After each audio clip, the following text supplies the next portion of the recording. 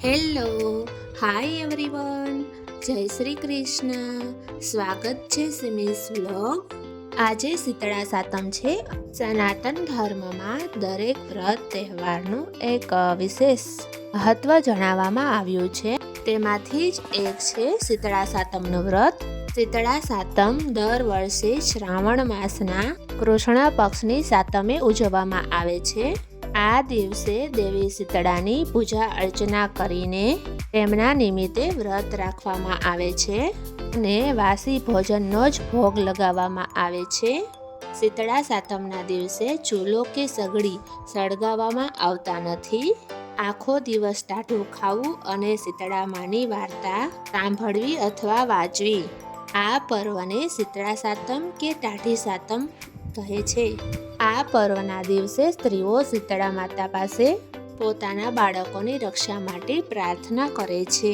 શીતળા સાતમના આગલા દિવસે એટલે કે રાંધણ છઠના રાંધી લીધા પછી બહેનો ગેસ, ચૂલો કે સગડી સળગાવતા નથી અને જે ઠંડુ બનાવ્યું હોય છે તે આજે કે શીતળા સાતમ છે તે દિવસે ઠંડુ ખાવાનું રહે છે. અને આજે સાતમના દિવસે જે બપોરે આપણે ભોજન ઠંડુ ખાઈએ છીએ એ ફરીથી ગરમ કરવામાં આવતું નથી. આ વ્રત સંપૂર્ણ રીતે શીતળા માતાને સમર્પિત છે. ધાર્મિક માન્યતા અનુસાર જે કોઈ પણ શીતળા માતાનું વ્રત કરે છે તેમની હરેક મનોકામનાઓ પૂરી થાય છે. તેમ પણ કહેવામાં આવે છે કે આ વ્રત કરવાથી ભક્તોની થોડી અછબડા જેવી બીમારી રક્ષા થાય છે. અને આજે શીતળા સાતમ છે તો સવારે વહેલા ઉઠીને ઠંડા પાણીથી જ નાહવાનું હોય છે અને નાહીને સ્વચ્છ કપડાં પહેરીને શીતળા માતાનું મંદિર હોય તમારી આ બાજુમાં તો ત્યાં જઈને પૂજા કરવાની અથવા ઘરે પણ કરી શકો છો. તો અત્યારે હું શીતળા માતાની પૂજા કરું છું અને શીતળા માતાની પૂજા માટે સવારે આપણે કુલેર બનાવવામાં આવે છે અને માતાજીનો દીવો કરીને આપણા બાળકોની રક્ષા માટેનું પ્રાર્થના કરીએ છીએ. હે શીતળા માતા, મારા બાળકની રક્ષા કરજો અને સદાય એમની સાથે રહેજો.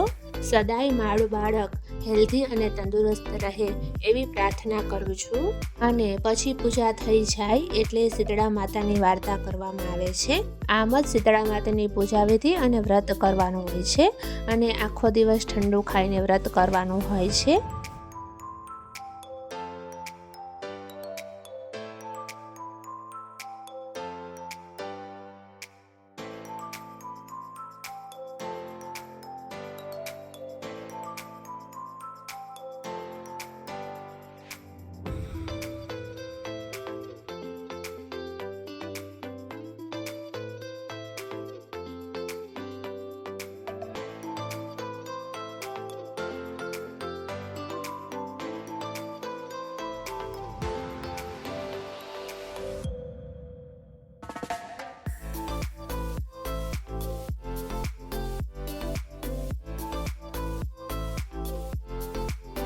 મારો વિડીયો ગમ્યો હોય તો સબસ્ક્રાઈબ કરો, લાઈક કરો અને શેર કરો.